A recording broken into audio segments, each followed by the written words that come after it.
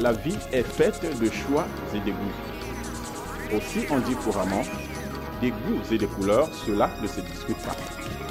Mais est-ce pour autant une raison pour permettre aux femmes de s'habiller de manière extravagante au point de blesser la pudeur?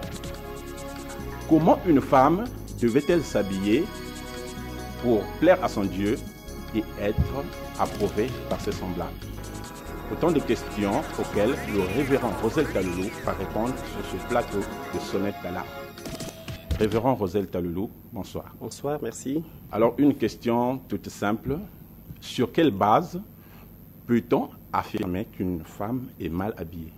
Merci pour cette question. D'abord, je vous remercie de ce que vous avez bien voulu m'inviter sur ce plateau de Canal 7 et plus précisément à cette émission intitulée La Sonnette d'Alarme, que je crois être parmi les meilleures des émissions que vous avez ici à Canal 7, tout simplement de par son intitulé, Sonnette d'Alarme. Ça me fait penser à ce que les sentinelles faisaient dans l'Ancien Testament, qui se tenaient sur la plus haute tour de la ville et qui jouaient donc le rôle de veiller sur le peuple. Lorsqu'ils voyaient venir un danger pour menacer le peuple, et alors elles sonnaient l'alarme, elles trompettaient l'alarme comme pour faire dire à la population, faites attention, il y a un danger, prenez des prédispositions. Et donc c'est ce que je vais faire ce soir. Je vais donc me tenir sur la plus haute tour de la ville de Pointe-Noire, donc intitulée, dénommée Canal 7, de par cette émission, la sonnette d'alarme, pour sonner l'alarme, pour trompetter l'alarme et donner instruction aux filles, aux femmes de Pointe-Noire, de savoir comment elles doivent s'habiller conformément à la parole. Alors venons-en à notre question. Sur quelle base donc pouvons-nous dire qu'une femme est mal habillée? Avant de parler base, je pense qu'il est d'abord important qu'on sache, et que d'ailleurs vous conviendrez avec moi, qu'on ne peut pas parler habillement sans parler vêtements. Parce que ce sont les vêtements qui habillent les personnes. Les vêtements ont été fabriqués autrefois, jadis, pour le seul but de protéger. Et finalement, au fil des temps, cela va évoluer avec le temps, avec l'évolution des sociétés, avec les échanges commerciaux, avec l'évolution des techniques sur la terre, plus particulièrement au XIVe siècle. Donc cela va passer de ce seul but de protéger ou d'habitacle à un autre but d'outil, c'est-à-dire pour faciliter les mouvements. Et enfin, à un but de parure quand il s'agrémente d'ornements.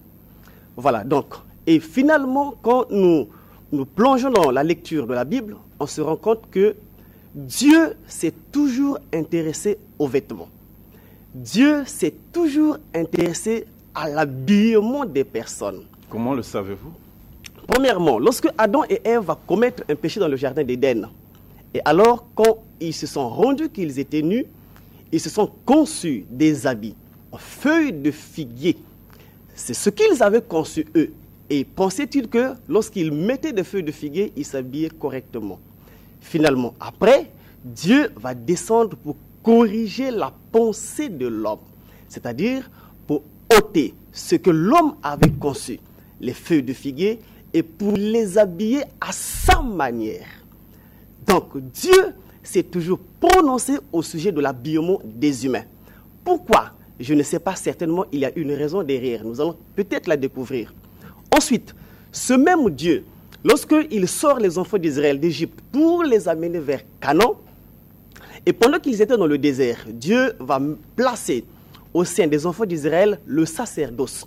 Et il va demander à Moïse, là nous sommes dans Exode 29, il va demander à Moïse de concevoir, de fabriquer des habits spéciaux pour les sacrificateurs. C'est des gens qui prêchaient la parole, c'est des gens qui étaient au service de Dieu. Mais Dieu leur va exiger un habillement particulier et spécial. C'est pourquoi je dis que Dieu s'est toujours prononcé à l'habillement des hommes. Ce même Dieu, finalement, toujours avec Moïse, nous sommes dans l'Ancien Testament, dans Exode, plutôt dans Deutéronome 22, 5, Dieu va demander à Moïse, il va dire à Moïse, d'ailleurs, je tiens à rappeler que Deutéronome, c'est une suite de lois. C'est-à-dire qu'il y a la loi de la malédiction et il y a la loi de la bénédiction. Donc, je disais ceci. Quand on arrive dans Deutéronome 22, 5, Dieu demande à Moïse d'instruire les enfants d'Israël de comment ils devraient s'habiller, de faire une distinction des vêtements entre les hommes et les femmes. C'est-à-dire, il fait dire par Moïse aux enfants d'Israël qu'aucune femme n'était censée s'habiller à la manière des hommes, aucun homme n'était censé s'habiller à la manière des femmes. Là, nous avons déjà 2 cas jusque-là. Le premier cas, Dieu a corrigé la manière dont Adam et Ève, dans le jardin d'Éden, avaient conçu leurs vêtements.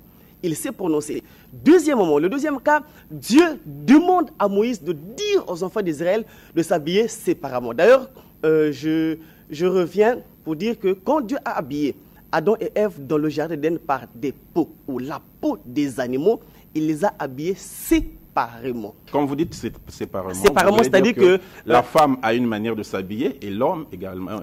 Exactement. Et ça a toujours été ça la pensée de Dieu. Dans la pensée de Dieu, la femme avait une manière spéciale de s'habiller et l'homme une autre. Donc les deux ne devraient pas s'habiller de la même manière. Et c'est ce qu'il va répéter dans Deutéronome 22:5. Il dit aux enfants d'Israël par Moïse que les hommes ne s'habillent pas comme les femmes et que les femmes ne s'habillent pas comme les hommes. Ceux qui le feront, ils seront en abomination à l'Éternel, notre Dieu. Et donc, pour répondre directement à votre question, puisque vous m'avez posé la question de savoir sur quelle base peut-on dire qu'une femme est mal habillée, à mon avis, selon les Écritures, je dirais qu'il n'y a qu'une seule base. Et cette base, c'est une loi. Cette loi, c'est elle qui régit les principes de fonctionnement de l'humanité tout entière, des activités de l'homme auxquelles se livre l'homme. Et cette loi, c'est la parole de Dieu. Et c'est la parole qui pourra nous dire, qui peut me permettre de dire qu'une femme est mal ou bien habillée. J'aimerais épingler un cas vraiment précis de l'habillement, puisque vous venez de dire que la femme, depuis le commencement, Dieu a fait que la femme s'habille d'une manière et l'homme d'une autre manière. Exactement. Dans Deutéronome 22:5, que vous avez évoqué, il est dit qu'il est fait interdiction à la femme de s'habiller comme l'homme. De s'habiller comme l'homme et vice-versa. Alors aujourd'hui, dans le message, on interdit aux femmes de porter des pantalons. Donc c'est là le cas précédent dont je voulais parler. Exactement. La Bible ne dit pas. La Bible ne parle pas des pantalons. La Bible ne parle pas des chemises, ne parle pas des marinières, ne parle pas des jupes, des robes ou des pannes, etc. Mais la Bible précise, ça au moins tout le monde conviendra avec moi, que la Bible précise au moins, Dieu dit dans sa parole que l'homme ne doit pas s'habiller comme la femme. Et la femme non plus comme l'homme. Je vous ai dit dans l'historique du vêtement que le but pour lequel le vêtement avait été fabriqué, ce but a évolué avec les échanges commerciaux. Lorsque cette loi avait été donnée dans l'Ancien Testament, en ce moment-là, les pantalons n'existaient pas parce que vous vous rappelez que les hommes portaient des soutanes et ainsi de suite. Maintenant, à cause de l'évolution du vêtement, on se rend compte que de nos jours, le pantalon qui est fait interdiction dans nos assemblées aux femmes d'en porter est bel et bien un habillement d'homme. Pourquoi? Si on s'en tient strictement à ce que disent les scientifiques, même quand vous prenez la définition de pantalon dans le dictionnaire, là au moins ce n'est pas la Bible, c'est la science qui définit. Mais toujours dans la science, aujourd'hui nous voyons que les couturiers ont fait des pantalons pour hommes. Naturellement, on y arrivera. Il n'y a pas de pantalons pour hommes, il n'y a pas de pantalons pour femmes, il n'y a que des pantalons pour hommes. Maintenant, la science, si vous fouillez dans le dictionnaire, vous ne trouverez pas une définition, quelque part, un endroit où on a mis pantalon femme, pantalon homme. Les pantalons, c'est plutôt un habillement d'homme. Le dictionnaire définit le pantalon comme ceci, comme une culotte longue, masculin. Une culotte longue pour les masculins, donc pour les hommes. C'est ça la définition que le dictionnaire donne, que ce soit le Robert, que ce soit le Larousse. Voilà la définition du pantalon dans le dictionnaire. Maintenant, en dehors du pantalon, il n'y a pas que le pantalon, il y a aussi les culottes courtes, qu'on appelle souvent les shorts. Les shorts. Voilà. Les shorts, si vous regardez dans le dictionnaire, les shorts sont définis comme étant des sous-vêtements féminins. Ce sont des sous-vêtements féminins. Le mot est simple, net et clair, et c'est français. Autrement dit, une femme ne peut pas mettre une culotte et se déambuler dans la rue. Naturellement, parce que quand on parle du sous, on désigne quelque chose qui est en dessous par rapport à ce qui est au-dessus. Et qu'en est-il des chemises? Par rapport à ce qui est au dehors. Qu'en est-il des chemises? Non, la Bible, là, même la science, ici, là, ne spécifie pas les chemises. Parce que les chemises, ce sont des habits mixtes, comme des marinières, comme des Lacoste. les femmes comme les hommes peuvent en porter. Mais il y a au moins une... Mais on entend souvent dire que les chemises femmes ont des boutons à droite ou... enfin, la position des boutons détermine... Ça, au moins, c'est des nouvelles inventions. Mais au moins, dans la définition du dictionnaire, dans le dictionnaire, on n'a pas spécifié que telle chemise est féminine, telle autre est masculine. On dit seulement que c'est des habits mixtes. Quoi qu'il en soit, des boutons à gauche, des boutons à droite. Mais revenons quand même aux culottes et aux shorts. Au moins ici, là, par rapport à la définition que le dictionnaire ressort sur ces sous-vêtements, au moins, vous conviendrez avec moi que quand on dit sous-vêtements, c'est un habit qu'on doit mettre en dessous. Donc cette exhibition que nous voyons de partout, il n'y a pas que la vue de Pointe-Noire, mais le monde entier des femmes qui s'exhibent en culotte, ils sont en train de poser un acte qui n'est pas juste aux yeux des autorités, aux yeux de Dieu même. Vous venez de dire que le pantalon, précisément, est un vêtement d'homme. Donc, si une femme s'habille en pantalon, elle est mal habillée.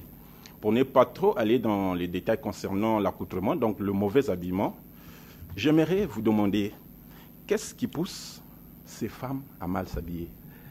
Il y a plusieurs raisons qui poussent une femme à mal s'habiller.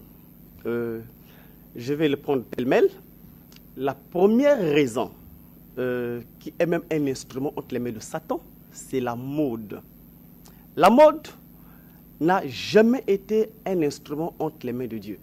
La mode... C'est une affirmation gratuite.